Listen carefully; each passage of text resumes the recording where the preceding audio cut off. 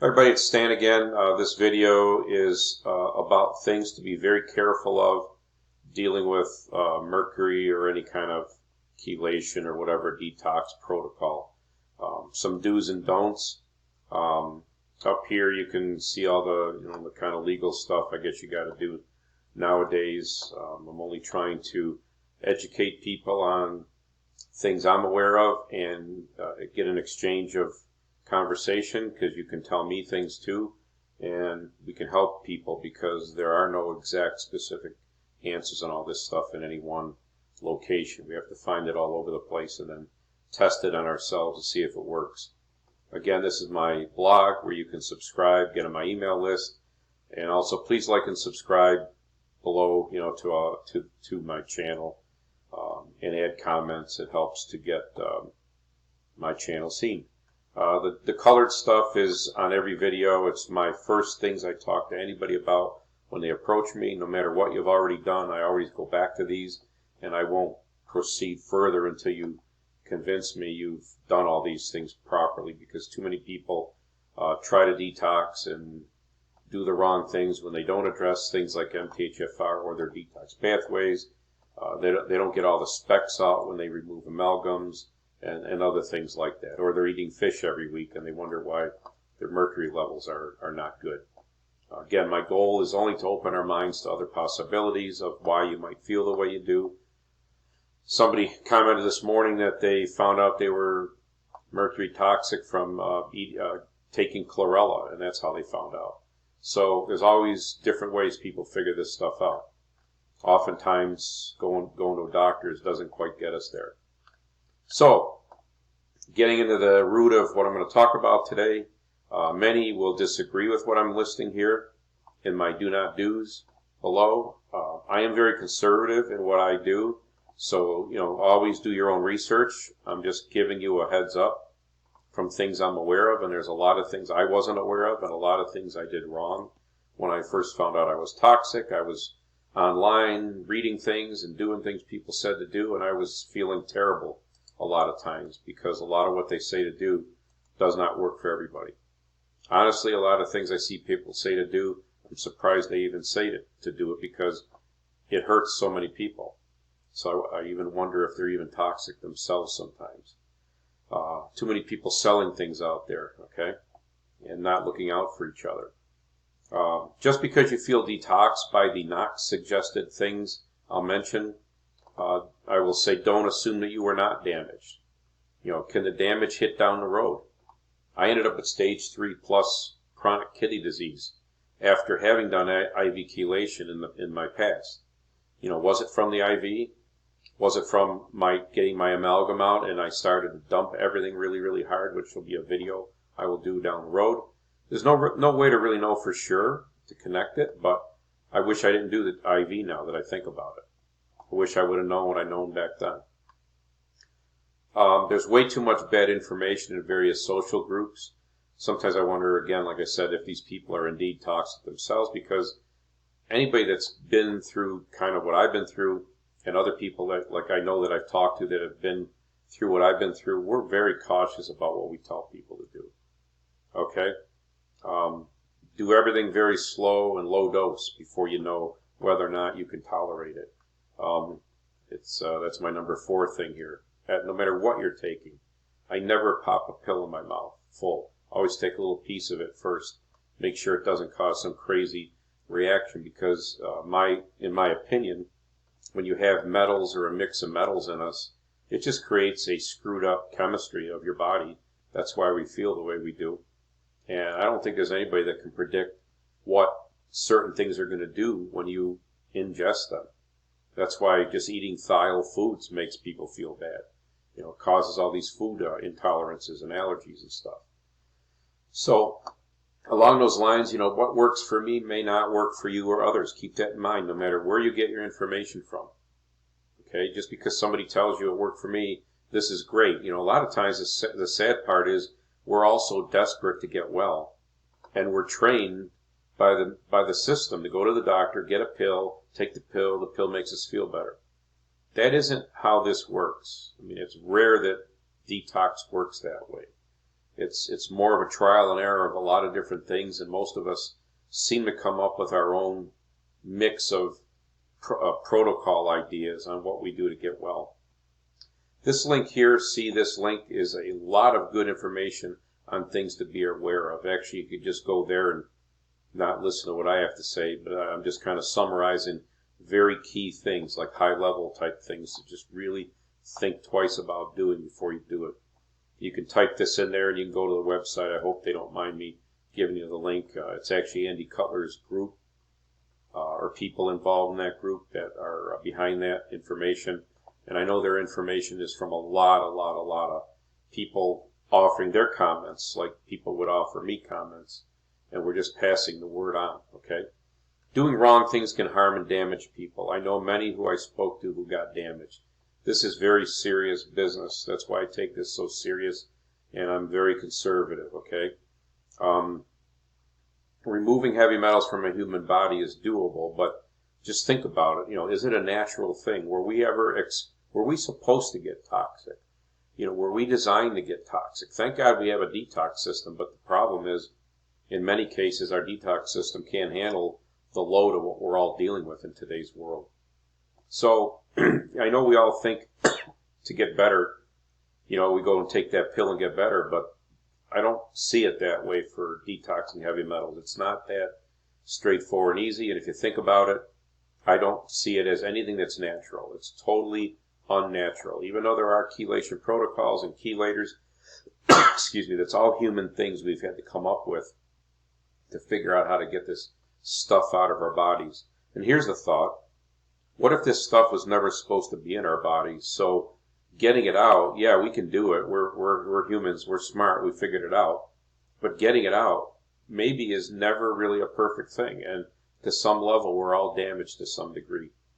I feel much better at my age, 60 years old, than when I was 30. But I do have lingering issues, okay? Is it from heavy metals? I think it is. I have diverticulitis. I just found out I got this SIBO thing, which is kind of all related to digestive issues. Most of us with metals have digestive issues, and all of this kind of came on about 2 years after I had all my amalgams finally removed. I was feeling great the second or third year after, and then I started having like these digestive things. Now, I wasn't eating perfect. I started eating all kinds of crap. Maybe that wasn't smart, but just some thoughts, okay? So anyway, here's the serious stuff. Do not use IV anything but vitamin C or other vitamins, okay? No IV chelation. I already talked about that. Some of you will say, I had it and I got cured. I feel great. Everybody should do it. I've seen people say that. Same with IV glutathione, okay? It's better to boost your natural glutathione by doing natural things so your body makes more glutathione than to try to take supplements of glutathione. I did take an oral glutathione supplement before I knew this. It's a strong thiol and it made me feel terrible. So it may make you feel terrible. And again, here's the confusion. You're doing all these great things that other people or doctors or homeopathic people tell you to do, and then you feel terrible. And you wonder, well, you know, this doesn't make any sense. And it gets very confusing, and you start thinking, well, it must not be the metals, it must be something else. And, you know, we go down all these different paths trying to get there, but we don't realize that the IV glutathione somebody told you to do was really bad for you. I do know people that have approached me that were in the middle of doing IV glutathione. They're taking these cocktails. If you look in the ingredients of some of these, I think one's called the Myers cocktail. They're all thiols. And I told this person, if you're thiol intolerant, no wonder you feel terrible. Or there were enough thiols in what they were taking, put it that way. The person also wasn't addressing MTHFR. The IV glutathione alone, I can't imagine taking that stuff because I know just a tiny little bit orally was making me feel terrible. And this person was feeling terrible. And I said, stop it all and see if you feel better. She finally listened to me. She did say, yes, I feel better, thank God. I was killing myself, literally. So, you know, those are the stories you run across with this stuff. No chlorella. I just did a video on this. No chlorella, cilantro, spirulina, and even parsley. Okay, it's a high thiol. Alpha lipoic acid. It acts like a thiol. NAC, thiol. Okay, There's a whole list of thiols. Be very careful taking any of this stuff. They have like 300 milligrams, 200 milligrams of ALA in health supplements. I could barely tolerate 1 milligram when I was very toxic, so I can't imagine. Thank God I never took that. It would have probably sent me through the roof with brain pain and brain fog and stuff, and everything else that goes with it, heart palpitations and high blood pressure and everything. So be very, very careful. Again, careful with these cocktails that they give you for making you feel better. I personally don't agree with oral chelation. I would say try boosting glutathione first. Address MTHFR and all your detox pathways first. Look at other issues, mold, mycotoxins, bacteria, virus, all that stuff. And then see if you really need to do oral chelation. Okay? A lot of people are going to disagree with what I just said there. There's groups out there that are totally all about oral chelation, and that's all they do, that's all they know. I've asked many times people in those groups, why did I do so well not doing this protocol? And nobody has an answer. And maybe it's because I just did another route, and they could have done the same route, but you can't do two protocols at the same time and get good answers to know which one helped better. So I know people that have been harmed by taking DMSA orally and not addressing MTHFR. That's a very specific thing. If you try to do this without doing that, you can get pretty messed up. And I know people that have approached me, and that's exactly what they figured out, got them there to a bad spot. Some protocols by reputable doctors online don't have the best stuff in them. Chlorella, for instance. Don't assume because it's from a doctor with a good following that it's good for you. Again, test everything very, very slow and carefully. Low dose. Urine provoke challenge tests. Not good. All you're doing is pushing a lot of stuff around in a harsh way. I don't think any kind of redistribution is good. You don't need to know that data. It's actually false data. All you're doing is pushing a lot out of you into your urine and showing what levels you have. Those levels are all not really directly relevant to what's in you. It's just a representation of what your body pushed out. Of course, the more that's in your body, the more it'll push out. But the levels are irrelevant. If you have metals in you and you have symptoms, that's pretty much all you need to know. Okay, don't get too hung up on levels. A lot of people say, oh, my doctor said my levels were low, so that can't be why I have the symptoms. And they're very mercury toxic. They just think they don't, they're not, because their levels are low. It's crazy what I've run across. A hair test is more than enough to evaluate what's in you and look at mineral derangement. It's non-invasive, which is what I like. So you're not going to cause harm or damage by cutting your hair off and getting it analyzed.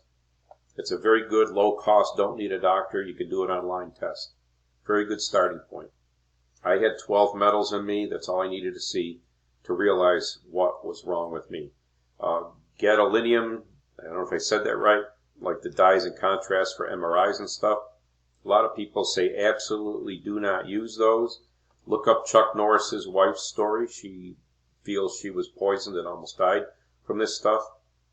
Personally, I always refuse the dye. I've never used the dye, and they've never told me they didn't get enough information on the MRI or CAT scan or whatever by not using the dye. So be careful what you're doing out there. It's just another thing to have to detox in some cases. And again, Dr. Boyd Haley talks about the mix of heavy metals. When you mix, I got something in my throat, sorry. Been this way all morning. When you mix things together, you don't know what the outcome is going to be. The other thing you don't want to do is unsafe amalgam removal. You can use the ioamt.org site to find out what the safe protocol is and find dentists near you that know how to do it safely. Almost at the 15-minute point. I think I hit on all the key things. I hope this is helpful. Again, like, comment, subscribe, pass the word around. Ask me or suggest ideas of things to talk about. And I hope this is helpful, and I hope it helps somebody.